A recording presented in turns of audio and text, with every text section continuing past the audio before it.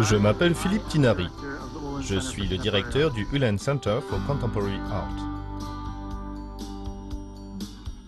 Travailler aux côtés de Philippe, c'est comme travailler pour mon grand frère. Je veux que Beijing se sente fier de l'UCCA.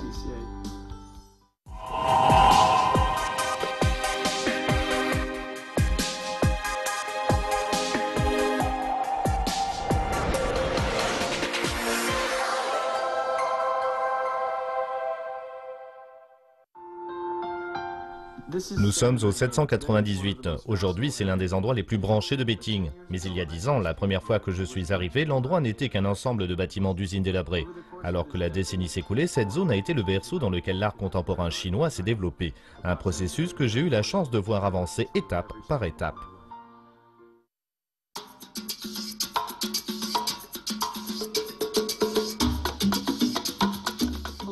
Bonjour, je suis Philippe Tinari.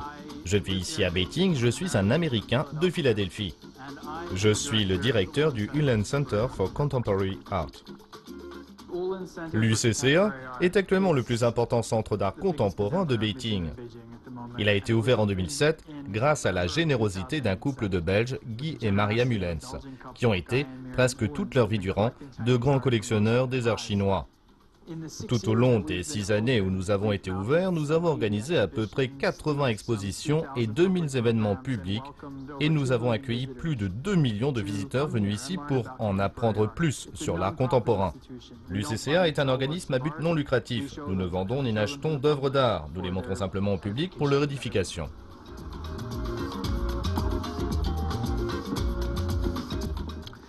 Nous sommes donc situés au 798, un nombre qui avait été attribué à cette zone industrielle construite dans les années 1950 et destinée à produire des équipements électroniques sophistiqués pour l'armée. Ces bâtiments ont été construits entre 1954 et 1957 et c'est exactement un demi-siècle plus tard que cette usine située en plein centre de la zone a été rebaptisée UCCA. Si nous aimons tant ce bâtiment, c'est parce que sa conception est particulièrement esthétique. C'est un endroit génial pour venir travailler, surtout le matin quand on arrive, c'est tout simplement beau. Chaque année à l'UCCA, nous avons environ 10 expositions et on commence à préparer presque un an à l'avance chacune de ces expos. Voilà, nous sommes en août et il nous reste grosso modo 1 mois et demi avant de nous lancer dans les 3 grosses expos d'automne. Un photographe américain nommé Taryn Simon, un artiste britannique d'origine allemande, Tino Shengal, qui travaille uniquement avec les interactions humaines, et puis nous aurons l'expo d'un sculpteur chinois qui s'appelle Wang Keping. Chacune de ces expos nécessite de nombreuses réunions, de nombreuses modifications de l'offre et de la disposition, une tonne de travail pour l'acheminement, la logistique, le dédouanement, la rédaction du catalogue, etc. C'est pour ça que nous sommes si occupés en ce moment à l'UCCA, parce que nous sommes en train de préparer ce qui va être les plus grosses expos de l'année. En tant que directeur de l'UCCA, j'ai pas mal de responsabilités différentes. Ma tâche principale consiste peut-être à planifier le programme des expos pour l'année, ce qui veut dire décider quels artistes nous voulons présenter, quel genre d'événements nous voulons monter, mais ça consiste aussi à gérer l'équipe expo, l'équipe relations publiques, l'équipe programme, et ce, afin d'offrir un programme d'une qualité inégalée.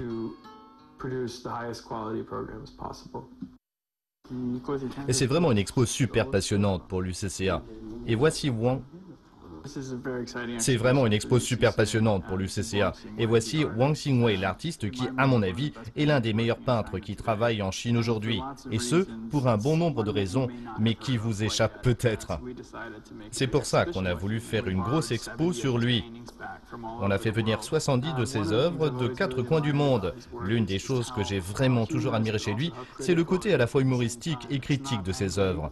Il n'a aucune colère, c'est quelque chose de joyeux et de divertissant. D'une manière très intéressante, je trouve que ça nous dit beaucoup, pas seulement sur la Chine d'aujourd'hui, mais aussi concrètement ce que ça signifie d'être humain. Mais c'est ma première grosse expo. L'UCCA a un jeune directeur, Philippe Tinari. Son chinois est très bon et il connaît très bien les artistes chinois et le monde de l'art. Depuis qu'on collabore ensemble, qu'on rassemble mes œuvres et qu'on organise l'expo, je trouve que c'est quelqu'un de très mature. C'est un gros événement pour lui et ça lui met beaucoup de pression sur les épaules, mais il travaille de façon efficace.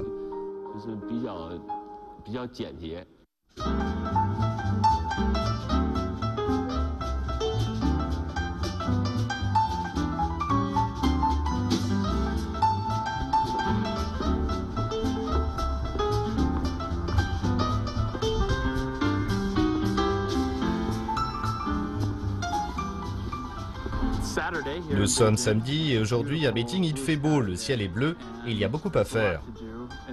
Dans le monde de l'art, ça commence à reprendre en septembre. Tout d'un coup, on a des vernissages, on a des amis qui arrivent de l'étranger, mais la première chose à faire aujourd'hui, c'est d'aller là où j'aime avoir chez mon tailleur. Je m'y fais faire pas mal de costumes, ce qui est nécessaire dans mon travail. C'est notre première destination.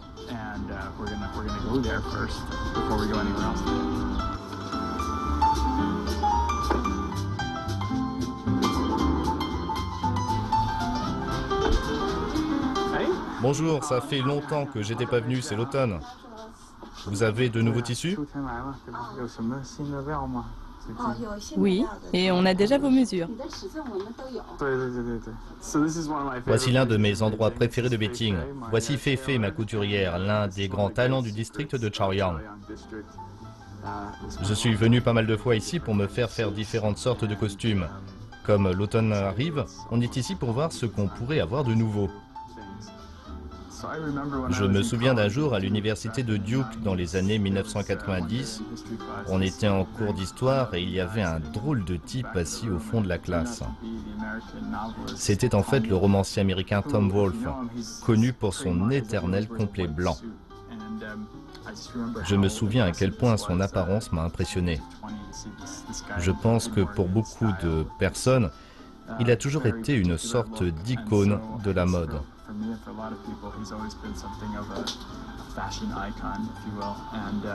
Aussi, ces 2 dernières années, j'ai pas arrêté de réfléchir à différentes sortes de tissus et de costumes pour rendre les choses plus intéressantes.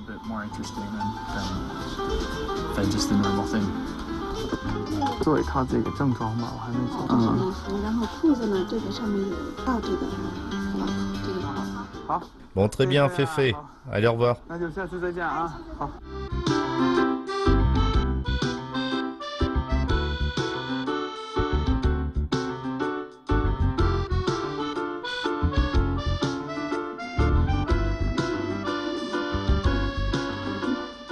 Super warm guy actually, but he's like totally cold in some ways too, right? He from I want to say like 97 to 2003. C'est le week-end, il est temps de se retrouver entre amis, des amis du travail ou des amis d'ailleurs, mais c'est en tout cas l'occasion de bavarder. Voici Grant du New York Times et sa collègue, et nous sommes en pleine discussion sur le marché de l'art chinois. Grand sujet s'il en est.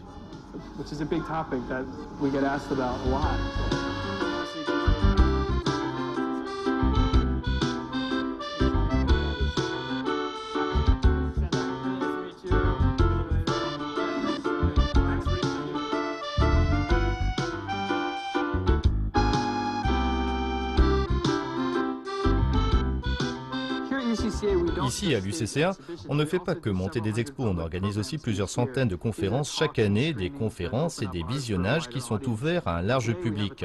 Aujourd'hui, on va avoir un débat entre l'artiste Xu Bing et le metteur en scène belge Jan Lovers. En fait, Xu Bing est un vieil ami, et c'est même lui qui m'a fait découvrir le monde de l'art chinois contemporain il y a déjà presque 15 ans.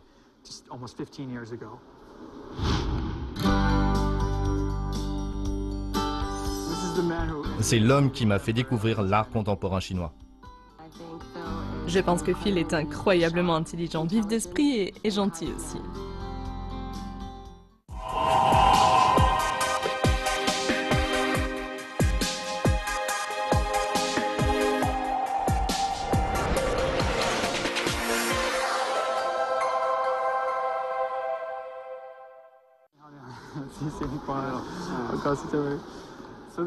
Voilà Xu Bing, c'est l'homme qui m'a fait découvrir l'art chinois contemporain. J'étais alors étudiant à Duke. Au printemps 2000, il est venu présenter son œuvre Tobacco Project. J'étais tout jeune à l'époque et on m'a confié la tâche de l'accompagner durant son séjour. Cette expérience a changé ma vie de fond en comble. Beaucoup de gens me demandent les raisons pour lesquelles je me suis intéressé à l'art chinois, mais en fait, ça a été purement fortuit. Lorsque j'étais étudiant à Duke aux États-Unis, je suis venu en Chine pour étudier pendant quelques mois. Une fois de retour à la fac, Xu Bing a décidé de venir à notre université et d'y séjourner. Pendant toute cette période, j'ai été son assistant. C'est vraiment l'un des artistes chinois les plus importants d'aujourd'hui. Il est d'ailleurs vice-président de l'Académie centrale des Beaux-Arts. J'ai travaillé sur son projet avec lui. Il a été mon mentor pendant ces quelques mois.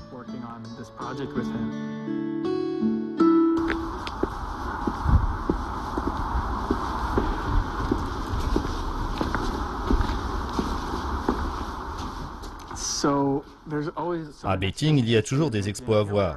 Nous sommes à présent à Chachangdi, qui se situe à environ 10 minutes en voiture de l'UCCA. Il y a de nombreuses galeries ici et j'ai toujours besoin de savoir ce qui se passe dans le milieu artistique.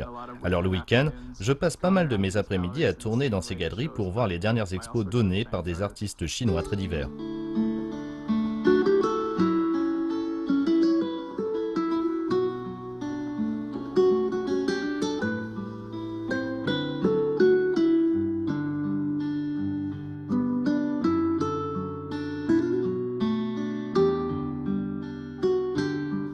J'ai eu tellement de chance de rencontrer Xu Bing lorsque j'étais étudiant et puis quand je suis allé vivre en Chine en 2001.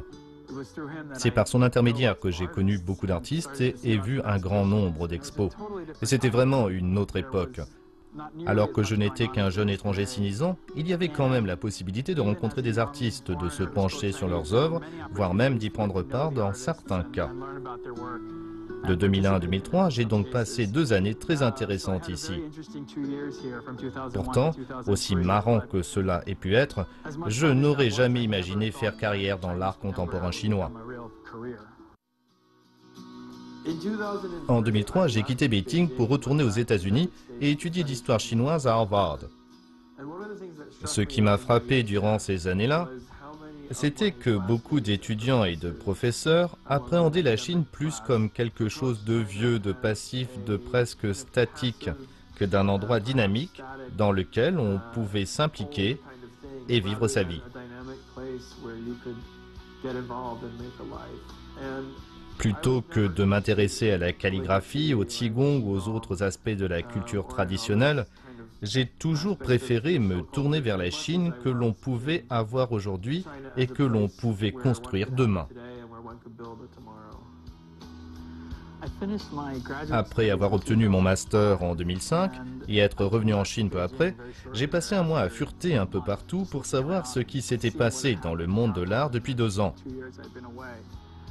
Mais à l'époque, je n'étais pas encore sûr de vouloir m'installer ici, alors je suis retourné aux États-Unis sans travail.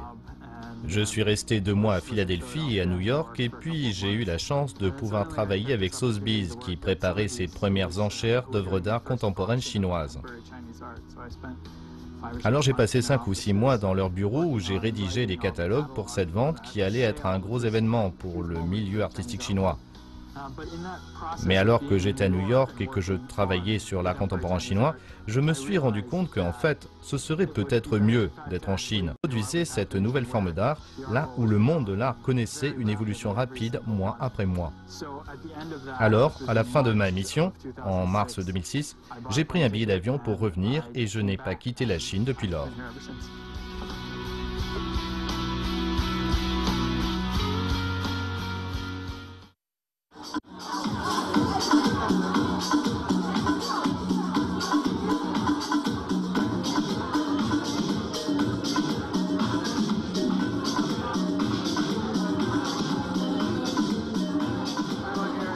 Tous mes amis sont là. Depuis toutes ces années où je vis ici, je les ai connus par l'intermédiaire de mon travail ou autre. C'est un samedi soir de septembre et le temps est parfait. Tout le monde est dehors pour déguster une grillade.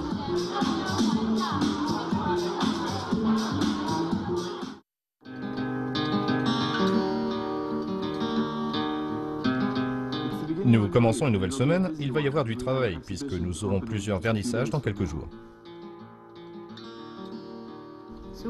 Travailler aux côtés de Philippe, c'est comme travailler pour mon grand frère. Des fois, il s'occupe de moi et des fois, il me tyrannise.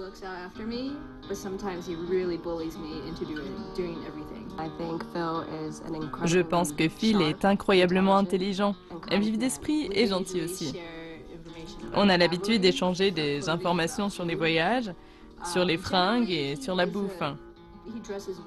En général, il s'habille bien. Mais il y a eu une fois où il est arrivé avec des chaussures de sport mauve et blanches. Alors je me suis foutue de lui et j'ai pris une photo pour garder une preuve. Il les a plus jamais remises. C'est la preuve qu'il fait parfois des erreurs. Des futs roses avec des baskets mauves et blanches.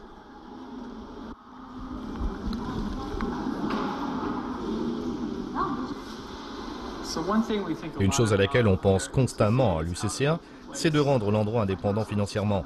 Après l'ouverture, les fondateurs du site nous ont financés pendant quelques années, mais par la suite, grosso modo, depuis que j'ai pris mes fonctions ici en 2011, on a dépensé beaucoup d'énergie à trouver de nouveaux moyens de financement.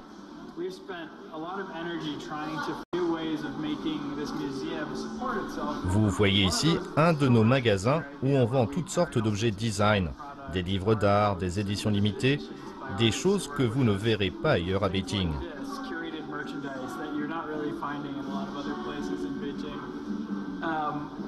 Voici mon collègue Xie. Il gère la librairie actuellement la plus professionnelle de Beijing que vous voyez là-bas.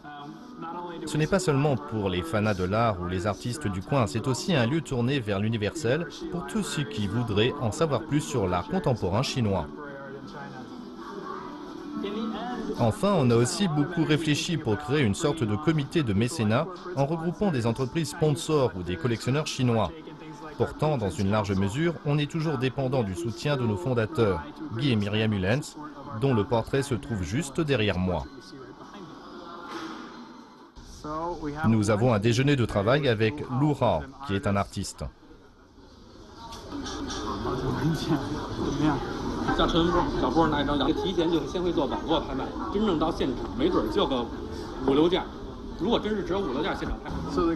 Dans le milieu de l'art, le truc qui est génial, c'est que vos collègues sont aussi vos amis. Aujourd'hui, je suis venu avec mon collègue et directeur adjoint Liu Yang et nous déjeunons avec Lu Hao, un artiste plutôt célèbre de Beijing. Nous allons parler d'un projet de gala qui doit se dérouler plus tard dans l'année.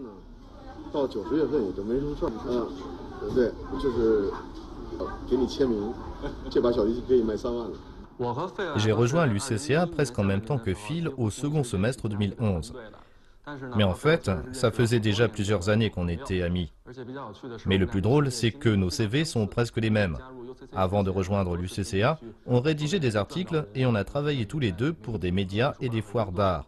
J'ai connu Phil en 2006 alors que je débutais dans le métier. Aujourd'hui, on a des relations de collègues et c'est aussi mon patron. Notre collaboration est assez particulière puisque nous avons des façons de penser diamétralement opposées. Phil est quelqu'un à l'imagination débridée. Il n'y a que les artistes qui peuvent avoir ce genre d'idées. Dans notre collaboration, je suis celui qui matérialise ses idées. Ça, c'est ma spécialité. Que ce soit dans le travail ou dans la vie, on s'influence l'un l'autre. Par exemple, en dehors du travail, je suis quelqu'un qui aime boire du whisky. Alors quand il part en mission, il me ramène des bouteilles qu'il trouve à l'aéroport. Et puis on se trouve un bon restaurant, on boit et on parle du travail ou d'autre chose.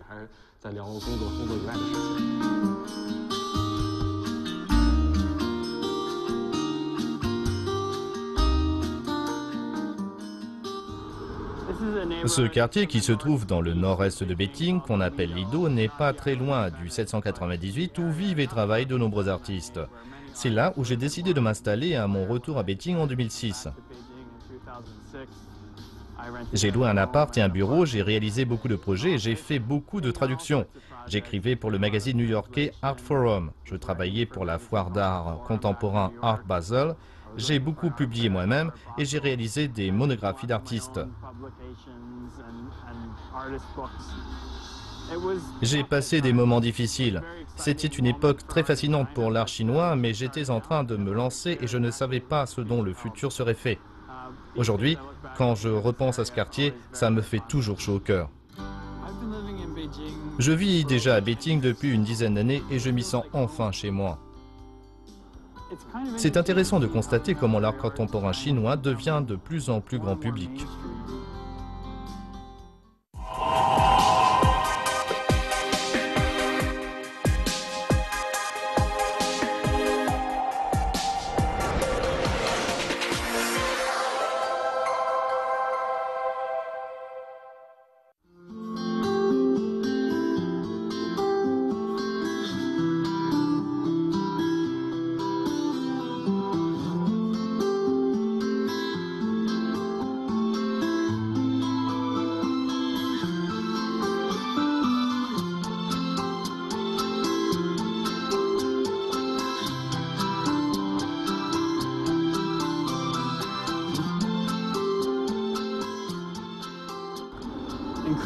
Aujourd'hui, on trouve de plus en plus d'endroits incroyables à Beijing. Il y a un centre commercial qui a ouvert ses portes voilà déjà 2 ans.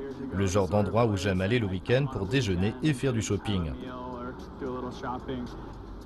Pourtant, cet endroit est aussi devenu une sorte de destination artistique. En regardant autour de vous, vous constaterez que les propriétaires le remplissent de toutes sortes de sculptures réalisées par des artistes chinois et étrangers. C'est intéressant de constater comment l'art contemporain chinois devient de plus en plus grand public et aussi, sans parler de ceux qui vivent et travaillent de l'art, comment il s'est frayé un passage jusque dans la vie des gens ordinaires qui veulent juste trouver du bon temps le samedi après-midi à Beijing. Might just be enjoying a Saturday afternoon here in Beijing.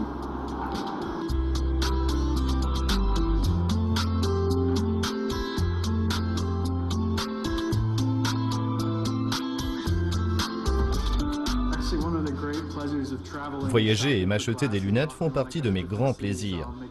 Chaque fois que je me rends dans une ville différente, je me fais un devoir de trouver une paire de lunettes originales. J'essaie de changer mes lunettes au moins une fois par an parce que, primo, elles ont tendance à s'user et deuxio, parce que c'est cool, quelques années après, de regarder des photos et de savoir exactement en quelle année elles ont été prises. En bref, c'est l'un des petits plaisirs de ma vie.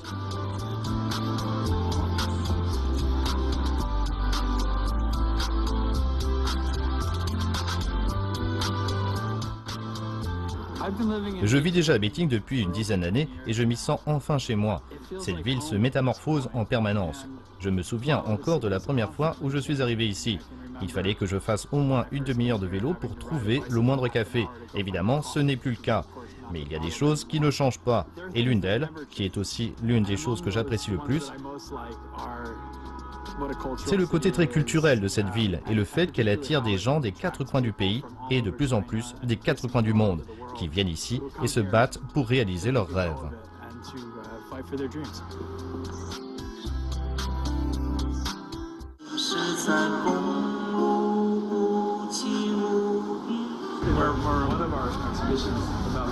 L'une de nos expos qui va démarrer est celle de Tino Sehgal. Tino Sehgal est l'un des artistes les plus intéressants dans le monde.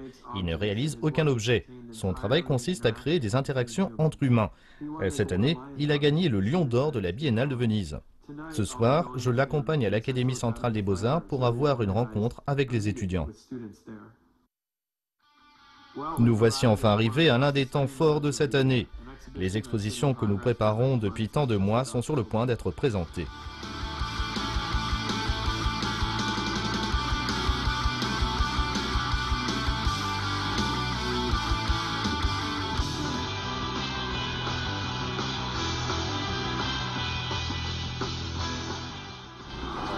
Cette expo marque mon retour après avoir passé pratiquement 30 ans à l'étranger.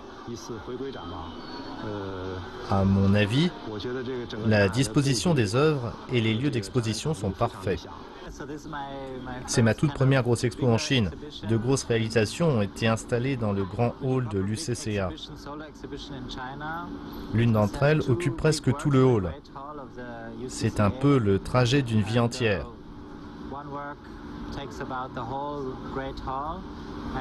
Vous rencontrez un enfant, un adolescent, un adulte et une personne âgée.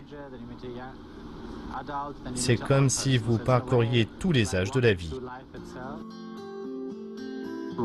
Nous organisons une conférence de presse et un banquet d'ouverture.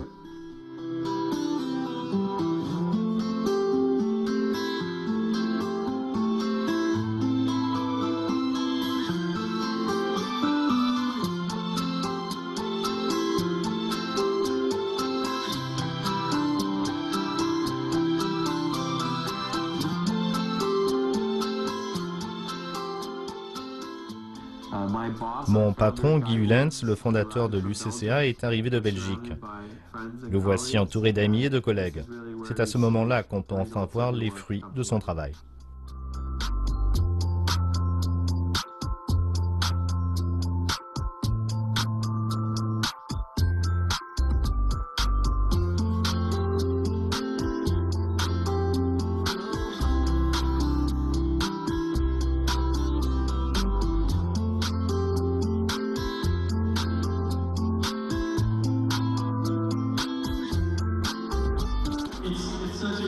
C'est véritablement un grand plaisir de pouvoir vous recevoir tous ici ce soir pour notre ouverture.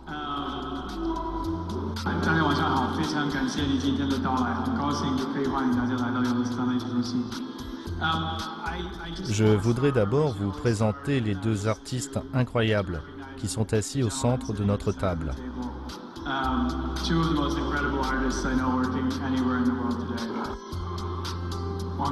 Wang Keping et Tino Sehgal.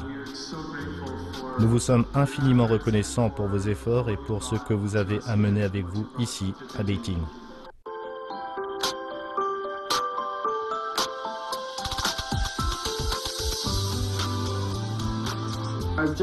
En ce moment, je travaille sur un autre projet qui consiste à mettre sur pied Focus China, une exposition à New York qui fera partie du Armory Show, l'une des plus importantes foires d'art annuelles de New York. J'ai choisi 20 galeries chinoises pour leur permettre de présenter leurs artistes. Cette exposition sera le plus grand événement organisé entre la Chine et les États-Unis depuis une dizaine d'années. Ce sera vraiment passionnant de voir ce qui va se passer en mars lorsqu'on va présenter au public américain les toutes dernières tendances de l'art chinois.